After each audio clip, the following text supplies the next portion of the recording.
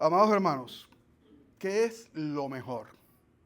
En este mundo en que todo el mundo busca lo mejor, a veces en lo que realmente tenemos que escoger lo mejor, fallamos.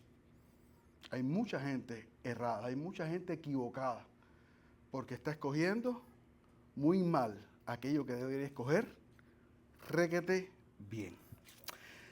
Estamos viendo por estos días lo nunca visto.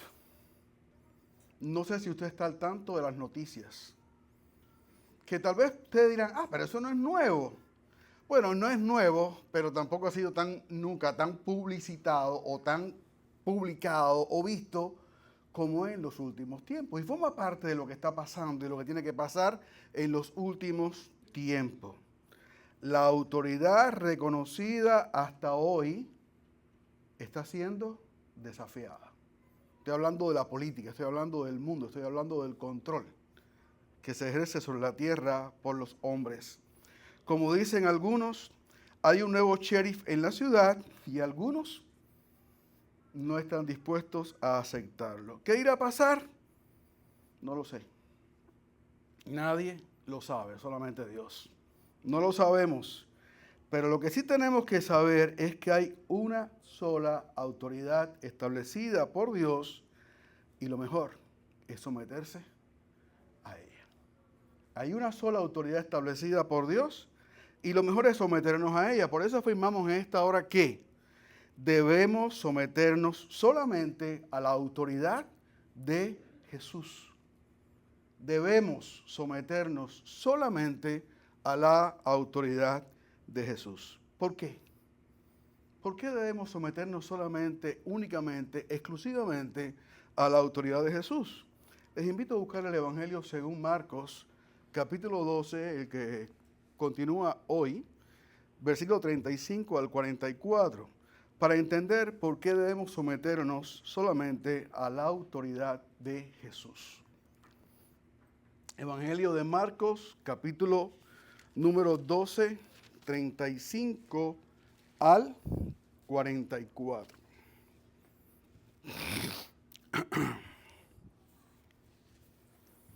Nos ponemos en pie para leer la palabra del Señor. Yo lo leí, ustedes siguen con la vista. No sé si lo hacemos o no, pero hoy se me ocurrió hacerlo. Y quiero leerlo alternadamente para que podamos entender mejor y interactuar mejor. Empiezo yo, dice aquí, enseñando Jesús en el templo, decía, ¿cómo dicen los escribas que el Cristo es hijo de David? Lean ustedes. Porque el mismo David dijo,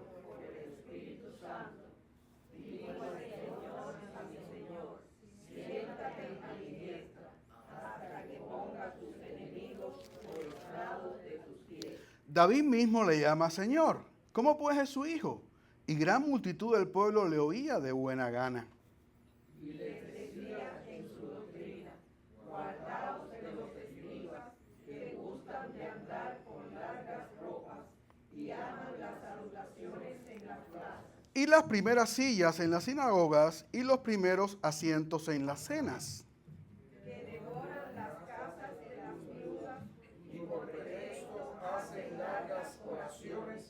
Estos recibirán mayor condenación. Estando Jesús sentado delante del arca de la ofrenda, miraba cómo el pueblo echaba dinero en el arca y muchos ricos echaban mucho. Y vino una viuda pobre y echó 2 blancas, o sea, un cuadrante. Entonces llamando a sus discípulos les dijo, de cierto os digo que esta viuda pobre echó más que todos los que han echado en el arca. Porque todos han echado de lo que les sobra, pero esta de su pobreza echó todo lo que tenía, todo su sustento. Señor, gracias, porque tú eres Dios, porque tú nos hablas a través de tu palabra y porque a través de la iluminación de tu Santo Espíritu podemos acercarnos a ella, entenderla y también proclamarla. Que seas tú en esta hora hablando a través de mí, no soy digno. Úsame simplemente, te lo pido, en el nombre de Jesús, con toda humildad, para edificar, consolar y exhortar a tu pueblo. Te lo pido humildemente en el nombre de Jesús, tu hijo amado. Amén. Hoy debía predicar el hermano Kenny, Pero me hizo una mala jugada. Me dijo, el pasaje está facilito. Esto es un pan comido. Él sabía lo que estaba haciendo. O tal vez no sabía lo que estaba haciendo. Dios lo perdone. De todas maneras, aquí estoy para exponer la palabra del Señor. Ya sabemos que estamos proclamando, estamos diciendo, estamos enseñando, estamos enfatizando que solamente debemos someternos a la autoridad de Jesús. ¿Por qué? De eso está encargando Marcos en este pasaje. ¿Por qué tenemos que someternos solamente a la autoridad de Jesús? Bueno, es simple la respuesta. Es fácil la respuesta. A nosotros no nos haría falta leer el pasaje, porque todos sabemos que Jesús, ¿quién es? Es el Señor. Sabemos que Jesús es el Dios Todopoderoso. Sabemos que Jesús es el Rey de Reyes y Señor de Señores. Pero hoy lo sabemos porque alguien se encargó de escribirlo, de decirlo con toda claridad en la palabra del Señor. Así que nuestro texto, volviendo a él, dice el versículo 35, que enseñando Jesús en el templo decía, ¿cómo dicen los escribas que el Cristo es hijo de David? Ahí comienza Marcos, esta sección de nuestro pasaje. El contexto nos demuestra que nos estamos encontrando en la última semana del ministerio de Cristo en la tierra. ¿Qué pasó antes de llegar aquí? ¿Qué pasó antes de que Jesús hiciera esta pregunta a los fariseos? Hasta ahora él había sido bombardeado de preguntas. Hasta ahora él había sido cuestionado en todo momento. En el versículo anterior dice que después que él le respondió al último de los escribas que vino preguntándole, ¿y cuál es el último mandamiento? ¿Cuál es el gran mandamiento? Dice que después que Jesús le respondió, dijo que ya ninguno osaba preguntarle. Ahora le tocaba el turno a Jesús y no hizo muchas preguntas. Hizo simplemente una pregunta. ¿Cómo ustedes dicen? ¿Cómo es que dicen los escribas que Cristo es hijo de David? ¿Cómo pueden decirlo? O mejor dicho, ¿cómo pueden decirlo y no creerlo? O no darse cuenta de lo que implica esta pregunta y cuál es su verdadera respuesta. ¿Qué ha pasado? Ya sabemos que estamos en la última semana, que hace unos días Jesús entró triunfalmente a Jerusalén y que cuando él entró a Jerusalén todo el mundo le aclamó y le decían Hosana. ¿Qué más decían? Bendito el que viene en el nombre del Señor. Bendito el Hijo ¿de quién? De David. Porque la gente creía que realmente Jesús era el Mesías que venía a librarlos. Aunque tampoco tenían una clara convicción o una clara comprensión de quién era el Mesías y para qué había venido y a lo que venía. Ellos entendían que era un Mesías político. Un Mesías que les iba a restaurar como la nación más importante, la más grande, el principal de los reinos y que todos se someterían a ellos. Él era el que iba a restaurar la gloria perdida de Israel. Después encontramos a Jesús purificando el templo. ¿Y qué significa que había que purificar el templo? Muy fácil, que aquel sistema corrupto de religión había hecho del lugar más santo de los judíos, ¿qué cosa? Una cueva de ladrones. Después maldice a la higuera estéril, que significa y simboliza a Israel. ¿Por qué lo está haciendo? Porque Israel estaba corrompido hasta los tuétanos. Y no se podía establecer un reino de Dios en Israel si no era purificado, si no era transformado todo el orden de cosas de lo que existía allí. Luego tuvo un encuentro con los principales sacerdotes, los escribas y los ancianos. ¿Y esta gente quiénes eran? La autoridad establecida. Ellos eran los jefes, los principales, los que cortaban el bacalao en todo asunto en Israel. Eran la oposición de Jesús. ¿Y Jesús qué cosa era para ellos? Su oposición. a quien había que eliminar, a quien había que quitar del medio, porque se le acababa el chiringuito. Porque se les acababa el vacilón, se les acababa la explotación, se les acababa el abuso, se les acababa el lugar de preeminencia, la posición que habían acariciado y que habían abrazado y que poseían y que no estaban dispuestos a soltar. Ellos no querían que el Mesías viniera.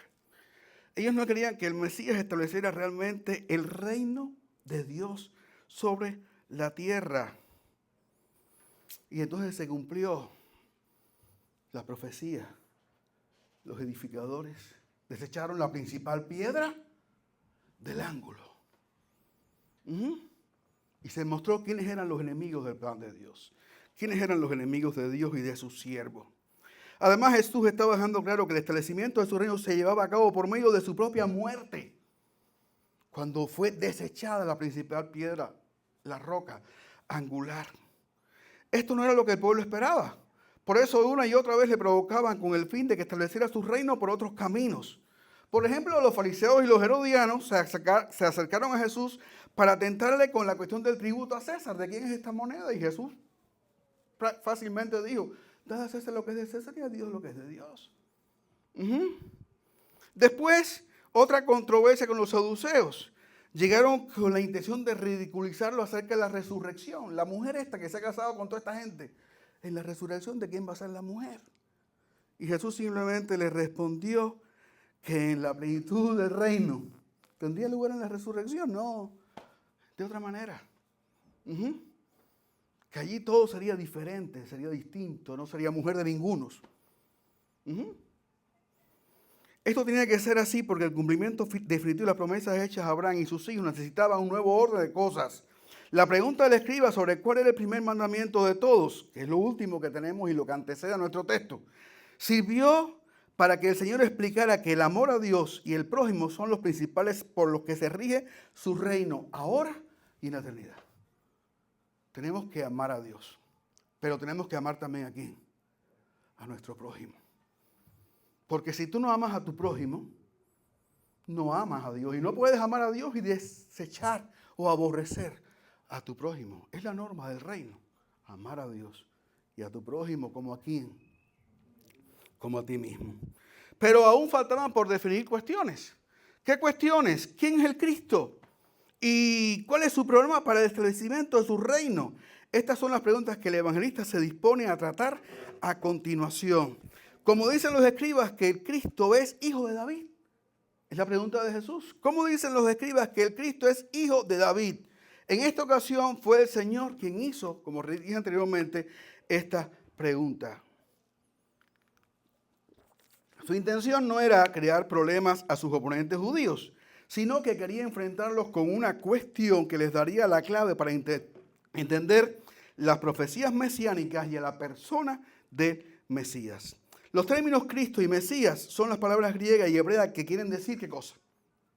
El ungido, el escogido de Dios. Y esto es muy simple, porque al rey, al ungido, al escogido de Dios se ungía con aceite y se le declaraba que él era la persona que Dios se agradaba en ella, que Dios había escogido, que Dios había distinguido de entre todas las demás personas para que le sirviera, para que le representara. Así que Cristo, el Mesías, es el ungido de Dios. En los tiempos antiguos, pues así se hacían las cosas. Ahora bien, el Señor hizo referencia a la acertada deducción que los escribas habían hecho de que el Mesías había de ser hijo o descendiente del rey David. De hecho, esto era algo que todos los judíos creían. ¿No dice la Escritura que del linaje de David y de la aldea de Belén, de donde era David, ha de venir el Cristo? Recuerden a los magos llegando a Jerusalén. ¿Dónde ha de nacer el Cristo? En Belén. Si es un descendiente de David, tiene que nacer ¿dónde? En Belén. Así que esta respuesta la encontramos allá y la encontramos en Juan 7:42 y en muchos otros pasajes de la Escritura, lo cual está relacionado con Samuel 7:8 al 16. Una de las promesas más importantes con respecto al Mesías se encuentran en ese texto En 2 Samuel 7, 8, 16, que no voy a leer ahora porque es muy largo, pero ustedes lo pueden tomar nota y después leerlo. Recuerda que David quería edificar templos a Jehová, pero David no podía. ¿Quién lo haría? Un hijo suyo. Y Dios le promete que de su simiente se levantaría ¿quién? Un descendiente, un rey, cuyo reino sería eterno. Y no fue Salomón. ¿Quién fue? Bueno, el Mesías. Apuntaba al Mesías, apuntaba al Cristo, apuntaba al Redentor, al Libertador. Apuntaba al que sería Rey de Reyes y Señor de Señores. A todo esto debemos añadir otro detalle muy significativo, y es el hecho de que Jesús nunca había puesto objeciones cuando en diferentes ocasiones la gente le había llamado por el título de Hijo de David. Bartimeo el ciego, dando gritos: Jesús, hijo de David, ten misericordia de mí. Y Jesús no le dijo a Bartimeo: ¡Ey, cállate la boca! ¿Quién te dijo a ti que soy el hijo de David? Estás equivocado, yo soy solamente ¿qué cosa? Alguien con un poder. Jesús no dijo eso. Es más, no lo reprendió ni le reprochó. Aceptó lo que un ciego, sin ojos, podía ver, y que mucha gente con ojos no podía entender. Cuando llegó a Jerusalén, lo repito: bendito el que viene en el nombre del Señor. Hosana al hijo de David. ¿Era Jesús el hijo de David? ¿Era este hijo de David al que los judíos esperaban? Por supuesto que sí, por eso nunca los corrigió cuando se referían a él de esta forma. Pero el problema es que las multitudes interpretaban este título con ideas muy terrenales y con una mente cargada de política y nacionalismo. Esto era lo que Jesús se proponía aclarar a la luz de las Escrituras. Por eso dice Jesús que la respuesta está en la Escritura. ¿Cómo es que dicen los escribas que el Cristo es hijo de David? Y ahí está la respuesta. Porque el mismo David dijo por el Espíritu Santo: dijo el Señor a mi Señor, siéntate a mi diestra hasta que ponga tus enemigos por estrado de tus pies. ¿Quieres tener respuesta para tus preguntas?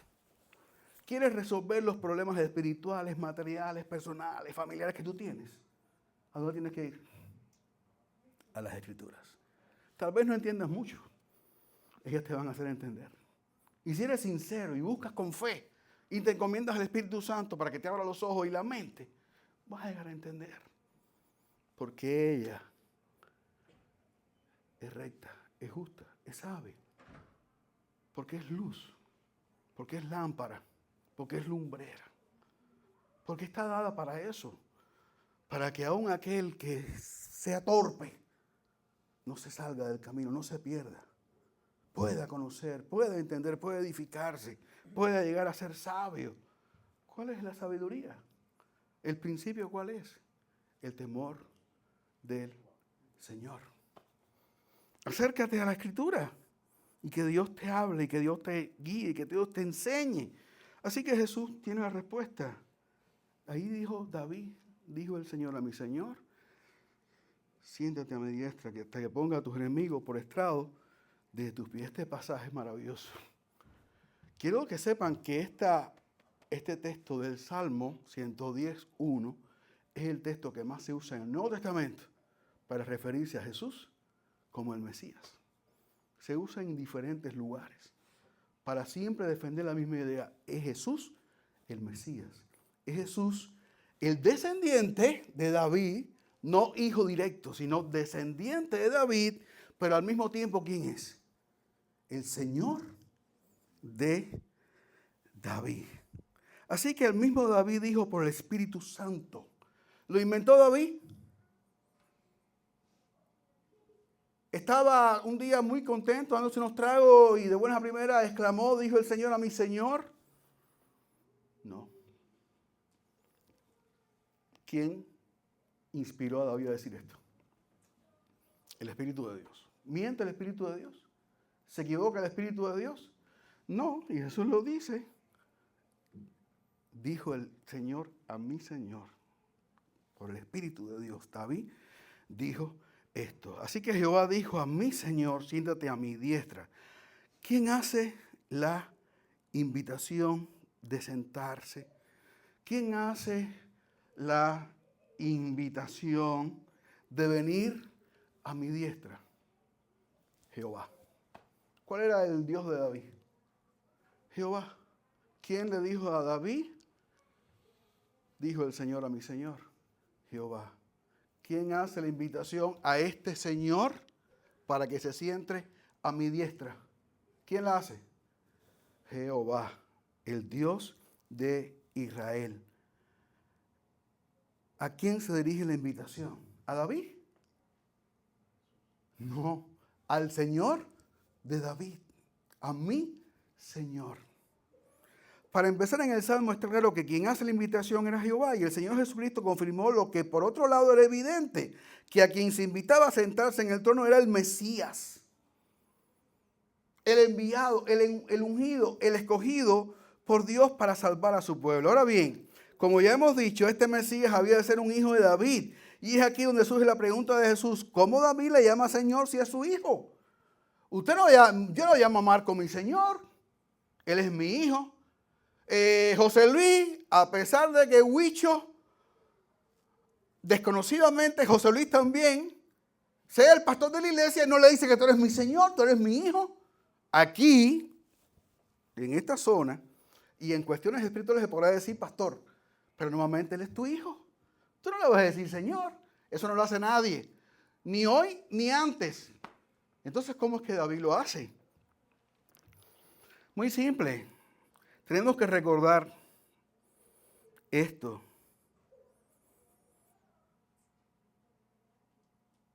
Solamente David lo puede hacer. Bajo la inspiración del Espíritu Santo, porque el Señor de David es preexistente. Existía antes que él.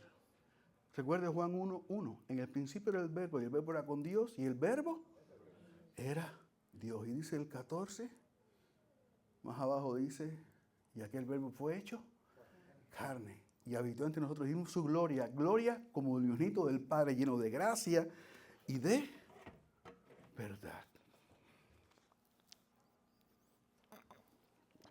Otros pasajes de la Escritura también lo reconocen así, como en Colosenses. El primogénito de toda la creación. Jesús preexistente. ¿Qué significa? Que antes que nada fuera creado, antes que nada existiera, habitaba eternamente con el Padre. Él es el Hijo eterno de Dios. No tiene principio ni fin. Es como Dios, compartiendo su gloria, su sustancia, su esencia. Uno como Dios. ¿Quién sería entonces este hijo al que el mismo rey David reconoce como su Señor? ¿Y cómo podía llamar Señor a un descendiente suyo que todavía no había nacido? La única explicación lógica es que el Mesías ya existiera en el tiempo en que David había escrito el Salmo. Solo de esta manera podría dirigirse a él. Pero, además, no debemos pasar por alto el hecho de que David se refiere al Mesías como Señor, que para los judíos era un título con el que únicamente se dirigían a Dios. Recuerden que los judíos no pronunciaban el nombre de Jehová. El tetragramón no lo decían. Ellos le pusieron vocales para que sonara como Adonai. El Señor, el Dios Todopoderoso. Así que este Mesías, todo el mundo entendía perfectamente quién era. Era el Señor Todopoderoso.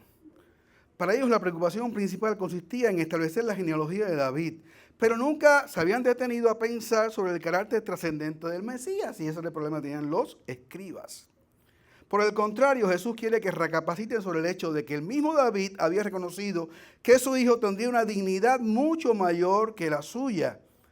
Este Mesías habría de venir del linaje de David, pero por otro era interior al llamado de David. Era la raíz de David. ¿Dónde está que Jesús es la raíz de David? En el libro de Apocalipsis, capítulo 22, 16. Por lo tanto, la conclusión lógica es que el Mesías tenía que ser humano, pero también tiene que ser ¿cómo?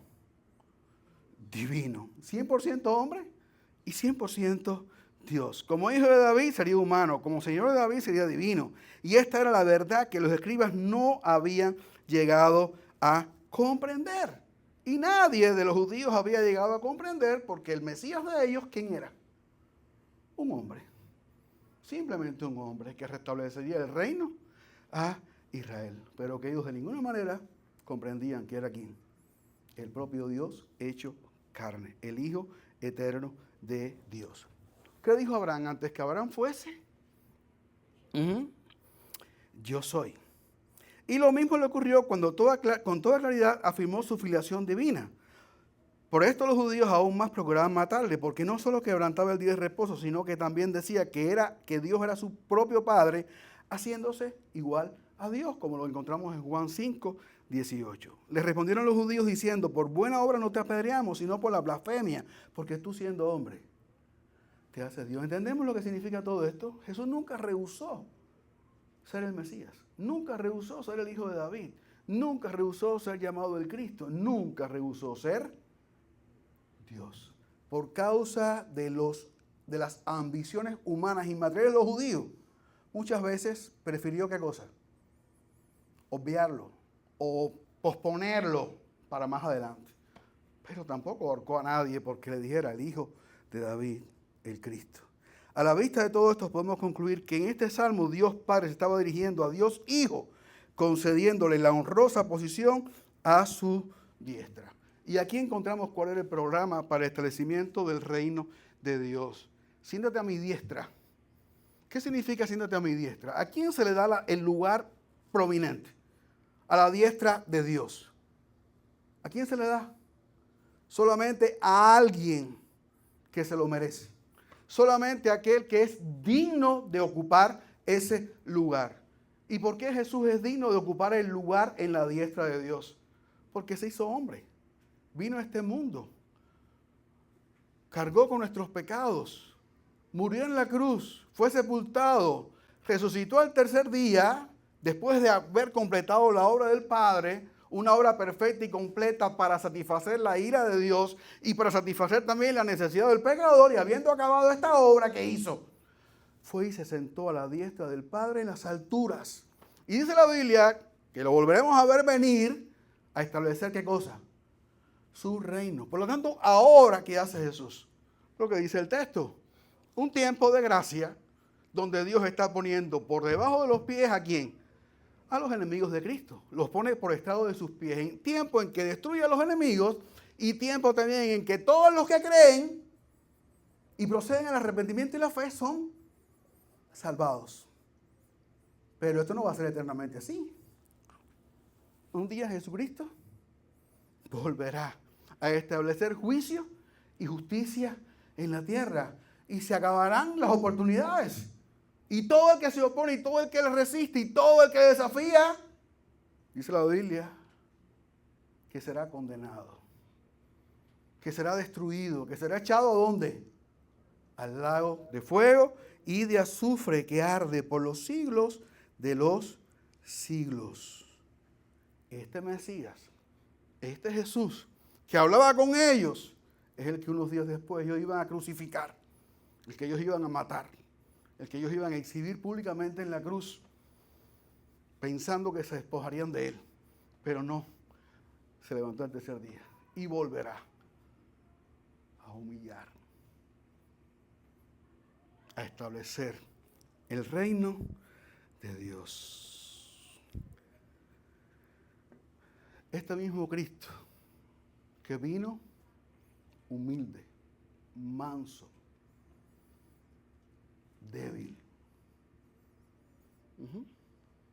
que la gente se rieron, que se burlaron, que se mofaron y lo hacen hasta el día de hoy, es el Rey de Reyes y Señor de Señores. Es el que gobierna, es el que se le ha dado todo poder, dominio y autoridad, para que delante de él se doble toda rodilla. Así que nos queda una sola cosa: arrepentimiento y fe, creer en Cristo. Cada hombre tiene que tomar una decisión entre estas dos opciones: o unirse a Cristo mediante la fe y el arrepentimiento, o ser destruido bajo su pie. O triunfa la gracia, o se impone ¿qué cosa? El juicio. No hay otra opción. Hoy tienes el día de hoy para arrepentirte y creer. Ese es el tiempo de Dios. Ese es el calendario de Dios. Ustedes dirán, pastor, y nosotros somos cristianos. Yo lo sé. Pero es posible que algunos todavía, como los escribas, no han entendido todo. Y es posible que los que nos ven por las redes no han entendido o no han creído del todo. Entonces hay que decirle, este es tu día para creer. Este es tu día para arrepentirte. Este es tu día para obedecer al que es Señor, al que es la autoridad y te manda a creer en Él y arrepentirte de todos tus pecados. Nuestro pasaje dice que David mismo le llama Señor, como pues es su hijo. Ya quedó aclarado. Es su descendiente, pero es su Dios. Así que por lo tanto, hay que obedecerlo y someterse ante Él. Y dice que el pueblo, ¿qué hacía? Y gran multitud del pueblo le oía de buena gana. Ya sabemos que la gente le oía y le gustaba lo que Jesús decía porque hablaba ¿cómo? Con autoridad y no como los escribas que le llenaban a la gente la cabeza de humo, de cuentos, de mentiras, de engaños, de falsedades. Eso es lo que hacían los escribas. Por eso cuando apareció Jesús, los escribas nunca más tuvieron el premio de la popularidad. Era Jesús el que ganaba siempre todo el concurso. No les gustaba, no les convenía. Había que quitarlo de en medio. Así que, por lo tanto, no hay lugar a dudas. La autoridad, ¿quién la tiene? ¿Los escribas? ¿Los fariseos? ¿Los saduceos? ¿Los herodianos? ¿Los principales de Israel? ¿Quién tiene la autoridad? La autoridad la tiene Jesucristo, el Hijo de Dios, y debemos someternos exclusivamente ¿a quién? A Él. En segundo lugar, ¿por qué debemos someternos exclusivamente o solamente a Cristo? Porque toda otra autoridad que resiste a Jesús es contraria ¿a quién? Es contraria a Dios.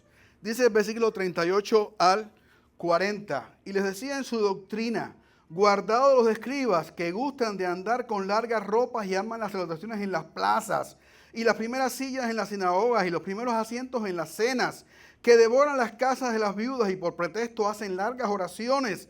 Estos recibirán mayor condenación. Jesús exhorta al pueblo, después de haber establecido quién tiene la autoridad verdadera, a guardarse de los que no son la autoridad, de los que son unos farsantes mentirosos, representantes falsos de Dios. Y aquí lo que encontramos es que Jesús está denunciando el pecado y la maldad de los que creían ser la autoridad. Marcos resume lo que Mateo ampliamente describe en el capítulo 23 cuando concluye diciendo ustedes son sepulcros blanqueados, donde solamente hay huesos de muertos. Están podridos, están muertos, no tienen vida, están perdidos. Así que Jesús advirtió a la gente común que se cuidara de los escribas y fariseos, porque eran una mala influencia. ¿Cuántas malas influencias tú conoces en el día de hoy? No creas que son pocas. En el mundo hoy hay una sola buena influencia. ¿Cuál es? La de Jesucristo. Todas las demás son negativas. Todas las demás son malas. Todas las demás son perversas. Todas las demás lo que buscan es destruir, acabar con la familia, con la sociedad, con las personas, con la salud, con el bienestar de la gente. Hace 4 años nos engañaron. ¿Se acuerdan? Inventaron algo. Y nos metimos en las casas, nos escondimos. Y nos pusimos tales cosas. Y no nos dieron lo que nos hacía falta. Y se ha descubierto que todo fue un engaño, una mentira, una manipulación para controlar. Son los mismos que hoy están mintiendo, que están engañando, que están desviando la atención, que están creando nuevas pandemias, nuevos conflictos, nuevas guerras, nuevos virus, nuevos problemas, porque no quieren perder la autoridad, porque quieren tener cada día más, porque quieren someter, dominar, esclavizar a las masas. Ese es el mundo en que tú y yo vivimos. Y no es que sean rojos ni azules. Es que son simplemente falsos maestros. Falsos cristos.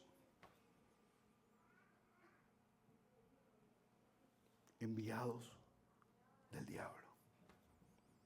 Todo eso se opone a la verdad.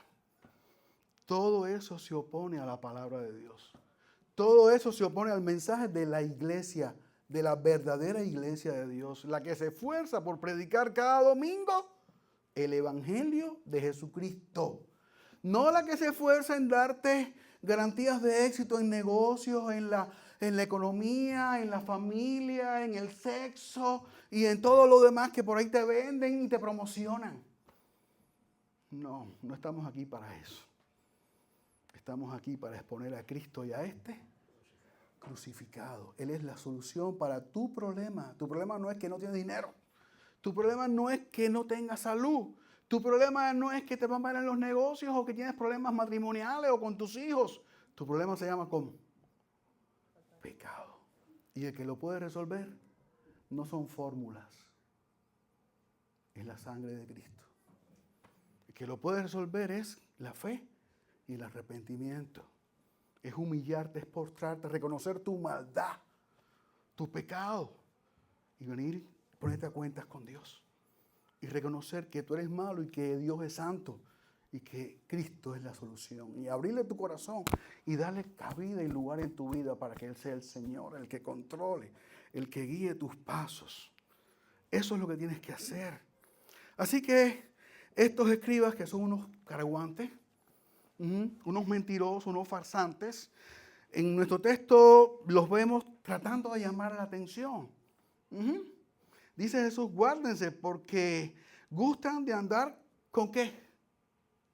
Con largas ropas y aman las salutaciones en las plazas. Llaman la atención haciendo ostentación y así haciéndose diferente a la gente común. Les encantan los saludos en las plazas, que les digan maestro, rabí. ¿Qué más le pueden decir, pastor? Ungido. Mi cobertura. Y no de chocolate. Apóstol. ¿Les gusta todo eso? Dice que aman, ¿qué cosa? Las primeras sillas en las sinagogas. Los lugares reservados para dignatarios mirando a la congregación como si su lugar físico tuviera algo que ver con la piedad. Les encanta, mira, aquí usted se va a sentar. Este es su puesto. Un puesto de preeminencia, un puesto especial. Un lugar donde solamente vas tú, porque nadie más es digno de sentarse ahí. Dice que aman los primeros asientos en las cenas. Tal vez la cabeza de la mesa. Todas estas cosas pasan, aman la distinción social, la diferencia, el lujo, la fama. Dice por último que devoran las casas de las viudas. Y por pretexto hacen largas oraciones. Es decir, que esta gente pretendiendo que el dinero era para el Señor, y ya que ellos no podían recibir ningún sueldo por sus servicios, dependían de la hospitalidad de muchos judíos devotos. Y esto traía lugar a abusos. Y a veces aprovechaban de la generosidad de la gente con recursos limitados. ¿Como quién? Como las viudas. Por su condición indefensa y carácter confiado, y se quedaban con sus propiedades. Y así hacían ¿qué cosa? Engañando. Manipulando. MacArthur cuenta que en cierto lugar un hombre trabajaba en un hotel. Un día robó $400,000. La policía lo encontró en su casa. No había colchón, no había televisor, no había cama, no había nada. en aquella casa. ¿Saben para quién era el dinero? Para un falso maestro, que le prometió multiplicarle sus bienes, su riqueza, su salud. ¿Sabe que hay gente así en este mundo, no? Que venden su alma al mejor postor, que se dejan llevar por cánticos de sirena, por cuentos de hadas. Gente que les gusta que le endulcen el oído. Ese es el mundo en que vivimos. Eso lo hacían perfectamente bien los escribas. Hacían que las viudas se quedaran sin nada por su religión, para servirles a ellos. Por pretexto, por último, dice que hacen largas oraciones. Dice el 40b.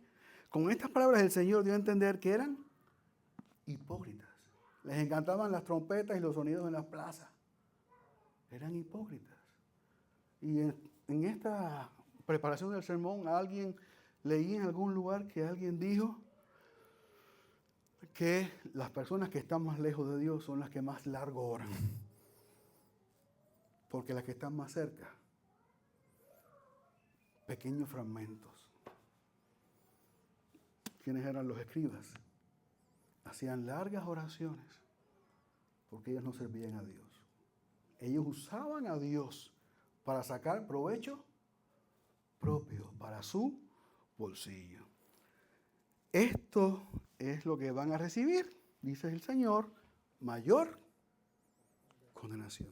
Estos que se dicen ser la autoridad, los representantes de la ley, los que más saben y conocen, por todo lo que hacen, por toda su mentira, hipocresía y falsedad, recibirán mayor condenación.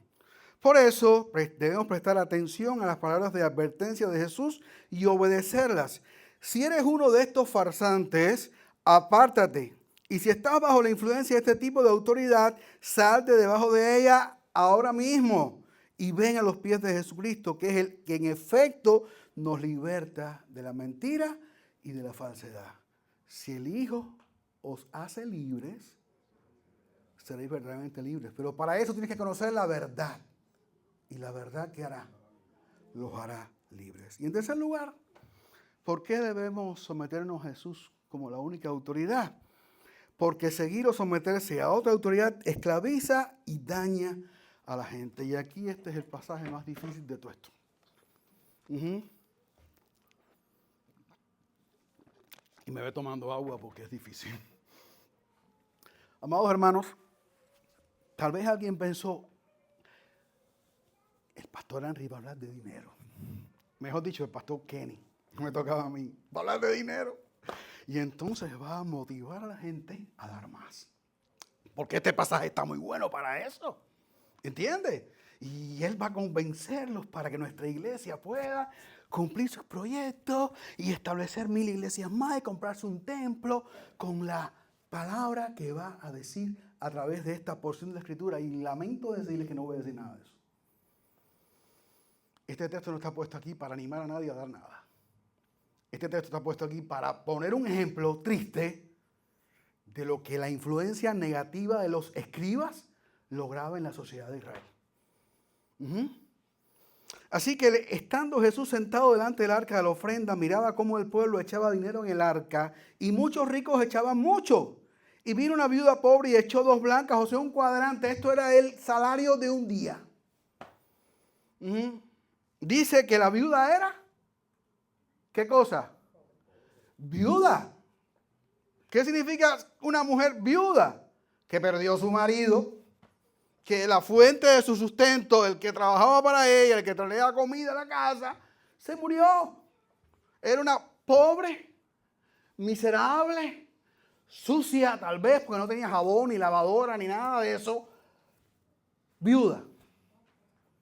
Y como lo dice el texto, para recalcar, pobre. No tenía ningún hijo que la sostuviera. No tenía ninguna cuenta en el banco. No tenía tarjeta de crédito. No tenía un familiar en el Yuma. No tenía nada de eso. Era una viuda pobre, miserable, que no tenía absolutamente nada.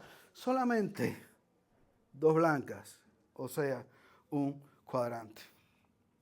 Entonces, llamando a sus discípulos, les dijo, De cierto os digo que esta viuda pobre echó más que todos los que han echado en el arca. Y Jesús vio a mucha gente echando mucho dinero en el arca. Esto era en el patio de las mujeres, allí en los alrededores del templo, donde habían como 10 o 12 tinajas con una forma así de trompeta, donde la gente llegaba y echaba su dinero. Y ahí estaba Jesús en una de ellas mirando lo que hacía la gente y pudo distinguir lo que cada cual echaba. Y hoy, como alguien dijo, tenemos tarjeta de crédito y pasamos nuestro dinero por Zelle y no podemos impresionar a nadie. En nuestra iglesia, a través del código QR que tenemos para que la gente mande su dinero express a la cuenta de la iglesia o de las iglesias o de donde sea. Pero yo sé que aquí hay iglesias que no quieren esos sistemas. Yo sé que hay iglesias que lo que más les gusta, ¿qué cosa es? El cash, el dinero constante y sonante. Y que hay líderes que lo que más les gusta es poder tocar, ¿qué cosa? El cash. En aquel tiempo, lo que más le gustaba a toda esta gente corrupta y depravada, ¿qué cosa era? El money. Aquel que sonaba. Que llegara alguien con un cubo lleno de monedas de plata o de oro y hiciera así, mira. ¿Y cómo suena eso? Esa tremenda bulla. Y qué lindo, porque ese es el que más da, el más bárbaro. ¿Qué podrían sonar? Dos blancas. Por cierto, las blancas no suenan, no sé por qué. Suena más bien de otro color. Bien, entonces, dos blancas no sonaban. Allí no sonaban. Pero sin embargo, Jesús, ¿qué dijo? A pesar de que no suenan, a pesar de que es una viuda pobre, que no tiene nada que dar, nada más dos blancas, esta es la que más ha dado. ¿Sabe por qué es la que más ha dado? Porque todos han echado de lo que les sobra. Pero esta, de su pobreza, echó todo lo que tenía, todo su sustento. Y si usted mira en el texto, aquí no se está alabando nada. ¿Hay alguna alabanza? Hay una clara realidad. Hay un descubrimiento, hay una afirmación de parte de Jesús. Esta mujer, de cierto os digo, que ha echado más que todos los demás, pero no hay aplausos, no hay reconocimientos, no hay diplomas de parte de Jesús para ella. Solamente una declaración ante sus discípulos. ¿Qué más tampoco encontramos en el texto? ¿Qué más ustedes no ven en el texto? No hay una instrucción. Y todo el que haga lo que hizo ella será prosperado, bendecido y multiplicado. ¿Lo dice? No hay tampoco una instrucción o un mandamiento para que los discípulos de Jesús den dos blancas, o dos negras, o 4.25. No dice eso. Es decir, que no hay ninguna insinuación siquiera para que le imitemos. No está en nuestro texto. Lo único que nos dice es que esta mujer se iba a morir de hambre. Porque por seguir una religión falsa, por seguir a inescrupulosos escribas, por seguir a enseñanzas alejadas por completo de Dios, del amor al prójimo, del amor a Dios, de la verdad, para satisfacer su religiosidad o para satisfacer a sus líderes religiosos, su sistema de creencias, se quedó sin nada. ¿Acaso Dios te exige que te quedes sin nada? ¿Acaso Dios valora como positivo que le quitemos al pobre lo que tiene? ¿No ves en la Biblia todo lo contrario? ¿Cómo Dios condena a estos mismos farsantes por abusar de los pobres? ¿Por robarle a los pobres? ¿Acaso la Biblia no nos habla en todo tiempo de que nosotros debemos sostener a los pobres? ¿De ayudar a los pobres? ¿No podemos ver bien que una persona ande sin recursos o que se quede sin recursos para tratar de satisfacer una religión? Es cierto, esto es un sacrificio. Y es cierto, ella dio tal vez sacrificialmente, pero no sabemos por qué fue que dio. Lo más probable es que haya dado por una motivación equivocada. ¿Cómo termina el pasaje? ¿Sin gloria? ni honra. Solamente diciendo, pero esta de su pobreza echó todo lo que tenía, todo su sustento. Quiero que sepan que para interpretar esto me costó muchísimo trabajo. Y si no es porque otros se han metido en esta historia y han llegado al fondo, yo todavía estuviera en la superficie. Porque está bien complicado. Si te metes en YouTube a buscar todos los mensajes que se han escrito o predicado sobre esto, vas a encontrar todo lo contrario que te acabo de decir. Que maravillosa, qué buena mujer, que la prosperó Dios y que esa mujer llegó a ser la ministra de Defensa de Economía de Israel y que cuando venga el reino de los cielos, esa mujer va a estar sentada allí, en el banco donde van a todo el mundo a traer las naciones, el oro, la plata y todas las demás cosas, porque ella es buenísima y magnífica y lo hizo maravillosamente bien. Eso es lo que dice todo el mundo, pero no fue lo que dijo Jesús. Esto es un ejemplo de lo que lograban los escribas con su engaño, con su mentira y con su falsedad. Si quieren más, busquen a MacArthur, que lo dice más bonito que yo, de una manera más maravillosa que yo. Así que, hermanos, Jesús está dolido. Jesús está triste. Jesús está lamentando la condición a la que ha llegado Israel, el pueblo de Dios. El pueblo que tenía en la ley escrito todo para que fueran una nación única, diferente, la mejor de las naciones. Pero esta gente lo habían corrompido todo, lo habían dañado todo. Y con su actitud estaban matando a los demás, estaban dañando a los demás, estaban esclavizando a los demás. No les importaba que una pobre viuda se quedara sin recursos por tal de satisfacer la enseñanza equivocada de una religión equivocada. Recuerden, ustedes han enseñado como mandamientos de Dios doctrinas de hombres. Ellos le han añadido a la ley para lograr sus propósitos. Así que no hay elogio, no hay alabanza, tampoco hay instrucción o mandamiento. Es lamento por lo que un sistema religioso falso puede hacerle a la gente. Jesús está dolido y es por eso que Él destruirá esta cueva de ladrones. Y el juicio llegó en el año 70 después de Jesucristo. Y es de lo que el siguiente pasaje, Marcos capítulo 3, va a estar Jesús enseñando lo que va a pasar en Israel, lo que va a pasar en Jerusalén por causa de la maldad de sus líderes religiosos y de su pueblo. Concluyo.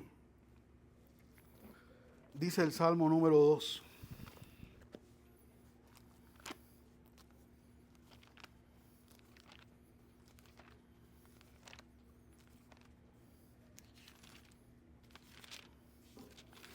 Dice, ¿por qué se amotinan las gentes y los pueblos piensan cosas vanas?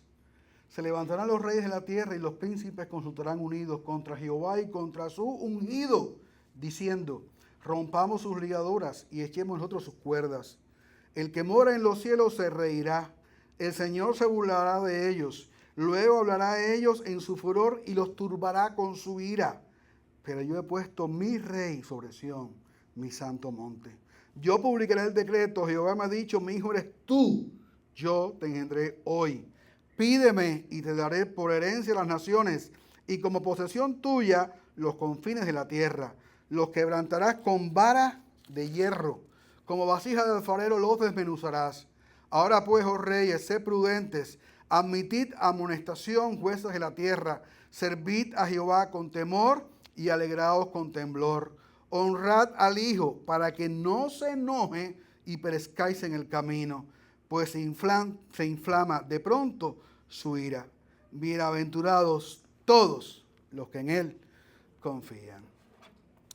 Debemos creer que Jesús es el Señor, lo cual significa que Él es el Rey de Reyes y Señor de Señores, el Todopoderoso Dios. Debemos obedecer a Jesús. Debemos huir de sistemas religiosos que engañan a los hombres. Debemos reconocer, si aún no lo has hecho, que Jesús es el Mesías que vino a morir y a resucitar para darte salvación y vida eterna. Por lo tanto, tienes que arrepentirte y creer en Él. Y tenemos que afirmar que tenemos que huir de la condenación obedeciendo a Jesús. No hay otra manera. Todo el que no obedezca a Jesús será echado en el lago de fuego, será condenado. Hay un solo juez, Jesús. Y Él solamente va a interceder, va a justificar, va a librar de la muerte eterna a los que se arrepienten y creen en Él. La autoridad ha sido establecida. Se llama Jesucristo. O te rindas a Él y te salvas, o serás destruido por Él. Debemos someternos solamente a qué autoridad. No más. Eso es lo mejor. Señor, gracias porque tú eres Dios. Porque tú viniste a este mundo, Señor, a cumplir la palabra. Eres el ungido, el Cristo, el Mesías, que cargó nuestras culpas, nuestros pecados, nuestras maldades en la cruz del Calvario. Que fuiste sepultado, Señor, y que al tercer día resucitaste para dar testimonio de que tú eres el escogido de Dios, el ungido de Dios, el Mesías, el Cristo. Tú has hablado y tú has establecido quién es la autoridad. Ayúdanos a vivir sometidos a ti, Señor. Ayúdanos a vivir proclamándote a ti, que eres el Rey de Reyes y Señor de Señores. Ayúdanos a ayudar a otros a encontrarte, a conocerte, a buscarte, Señor, a someterse a ti, Señor, que eres el único que das vida y salvación eternas. Permítenos como iglesia, Señor, ser sabios para mantenernos en la verdad, bajo tu autoridad, y a ser sabios para discernir todo aquello que nos trate de engañar y apartar de la verdad del Evangelio. Ayuda a aquellos, Señor, que no te han conocido, que tal vez esté aquí o nos están viendo hoy y nos verán mañana, a reconocer que hay un solo Dios, un solo Salvador, un solo mediador, una sola autoridad establecida por ti, Jesucristo.